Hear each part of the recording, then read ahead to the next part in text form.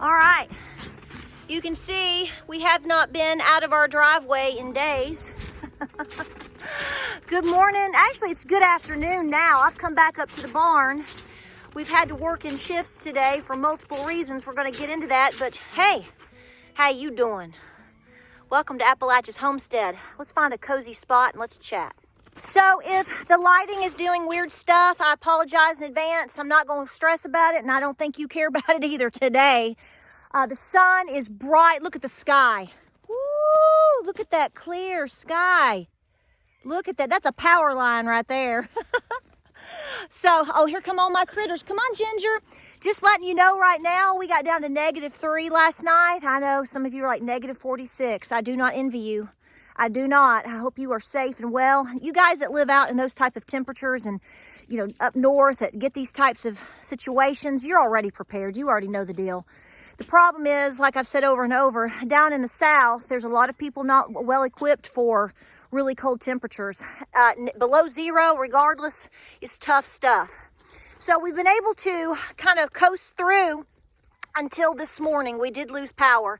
I figured we would because everybody is stressing so hard about it being below zero here, and they're running all of the resources. This is why you have to have backups.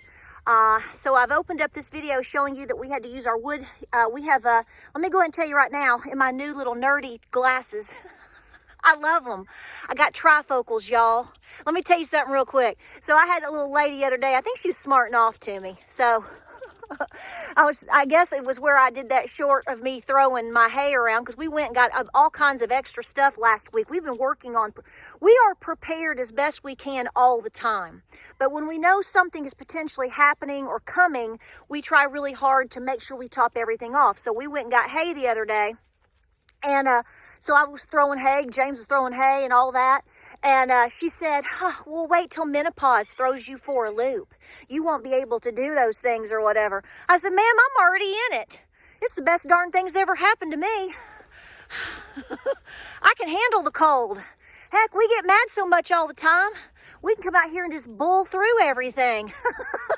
The polar vortex and perimenopause is the perfect combination. Don't mess with us women, okay? Okay. So, I know I'm getting about 7,500 fist bumps right now. Yeah, I'm telling you, this is great. I'm supercharged. I'm working harder, better, faster, meaner than I did 20, 30 years ago. Bring it on, bro. But here's the deal. So I've got my little mammal glasses on here. I had to get trifocals, y'all. I did, and they are the best glasses I've ever had in my life. I can see clearly now. The snow is here. I mean, I can see, people. But anyway, so the power went out, and we knew it was, at that point, it was -2. And I said, let's get it going. I'm just going to go ahead and tell you right now, we have 3 sources of wood heat in our house. We have a basement downstairs, okay? We have a little basement, and it does have a fireplace, and it is beautiful, and it's working great, and it has an insert, okay? So when we get that puppy going, it will heat up the entire house from the bottom up. So my dogs and my kitty cats that are downstairs as well, they get the heat, they get a lot of that heat too, so it works great. Then you have in my den, I have a general fireplace, all active and working. Everything has been serviced, cleaned, everything works. That was the first thing that we did when we moved to this property, is we made sure that the chimney and the inserts worked, and that we had somebody look at it. We had it cleaned. We've had everything done. Back in 2021, I have a video on it. Back in 2021, when Texas froze, I told James, I said, I'm getting my wood stove this year if I can. I'm getting a wood stove. That is my focus. See, at my other house, I had a wood stove that I could cook on. Now, I can cook. You can cook in an actual fireplace. You can do it. It's a little trickier, but if you know how to sort of push the fire a little bit and pull the coals over, if you've got a cast iron skillet, if you've got a Dutch oven, if you don't have a cast iron Dutch oven, I'm not talking about the enameled stuff. Okay, I have 0 enameled cookware in terms of cast iron, okay? And even my cooks, when I go and buy, if you're looking to buy a wood cook stove, don't get enameled. I mean, it's beautiful to look at. They are gorgeous, but they're going to get dinged and beat up. And if you're trying to cook and do all this stuff, it's about function, not necessarily looks. When it's -3 and your toes are cold, you're not going to care about enamel, okay? So I just want to put that out there because a lot of people get confused about that. But here's the point. So I have the insert, we have the fireplace, and I have the wood cook stove. It took us almost a full year to get her installed. It took a very long time. Now, that was back in 2021. Things might be a little faster paced now in terms of having things installed. I don't know. It took us almost the entire year to get it in. And she is on a full steel plate. We bought our stove, our wood cook stove, from Knox Stove Works. They are located in Knoxville. They were at every single one of the Great Appalachian Homesteading Conferences. Fantastic service, just fantastic. So if you want the information, that's fine. I'll give it to you. Highly recommend it. I do not run my wood cook stove all the time. You know that. If it's above 55 degrees, they really don't recommend you use it. Okay, I mean, it's not that cold. So I try to conserve it, we've worked with wood heat enough over the years that I have a fairly good idea of what I'm doing. I can do it, and I've got a lot of videos on it. And like I said, if you burn something, just put gravy on it. It's no big deal. But the weather is getting a little bit better here in Southeast Tennessee. We are currently, I believe we are 21 degrees. We have really come up. We're going to be 29 today. The sun is out, so hopefully that'll help start melting some stuff. And then, though, we're going to bounce right back down. It's going to be a very cold weekend, and my mother told me this morning we may get more snow. Great. But here's the question. Here is the question. What have you learned? Some of you are a week ahead of us. Some of you are just now getting it. Regardless of where you are in this whole scenario, there has to be something that you have learned. This is important. Experience is everything. What have you learned? So the reason I'm saying that is because over the past couple of days, I've been getting questions from people, and I'm going to fall down. Here's the deal. I don't mind having questions. I want you to ask questions, but I want you to hear me out. You do not need anybody's permission to do what you need to do for your home, yourself, your health, your family. Do you hear me? I don't care if you have to bring your cow in your den. If that's what you feel like you need to do, I mean, I don't think you probably will need to do that if you've got a little shelter outside. But I brought in a rooster. I brought in a rabbit. I didn't need to ask somebody if I should do that or not. If you are concerned about anything in terms of your home and your preparations right now, that is your calling. That is your inner voice. That's God telling you, okay, baby, I put you through the test right now. What do you need to work on? What is your priority? What is your priority? What do you need to add to your home as soon as you can, or this year as much as possible? What do you need to be doing? Don't be looking around, and I'm not trying to be preachy, but I've gotten several questions, and I just say, you don't need to ask my opinion about if you need to bring in your silkies. If you want to bring your silkies in some tubs and put them in the garage, it's going to be a heck of a lot better than being outside, then you need to do so. Okay? Believe me when I tell you that there are going to be jerks, no matter what you do, that are going to try to put you down or make you question yourself in terms of your preparations. These are the people that are knee-deep in debt, that are up to their eyeballs in debt. They've got the devil sitting on their shoulder. They don't have anything but maybe ramen noodles on the counter. Hey, that's okay. At least they got that. And they're doing nothing to help their situation. And because they refuse, I'm talking about the ones that choose to refuse, then they're going to turn around and make you feel stupid, or attempt to make you feel stupid, because you brought your baby rooster in your house. Forget those people. Forget those people.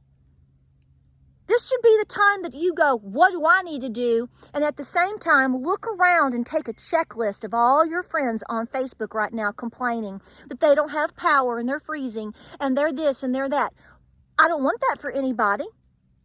I don't want that for anybody. And sometimes people are in a hard spot, but a lot of people choose to be in a hard spot.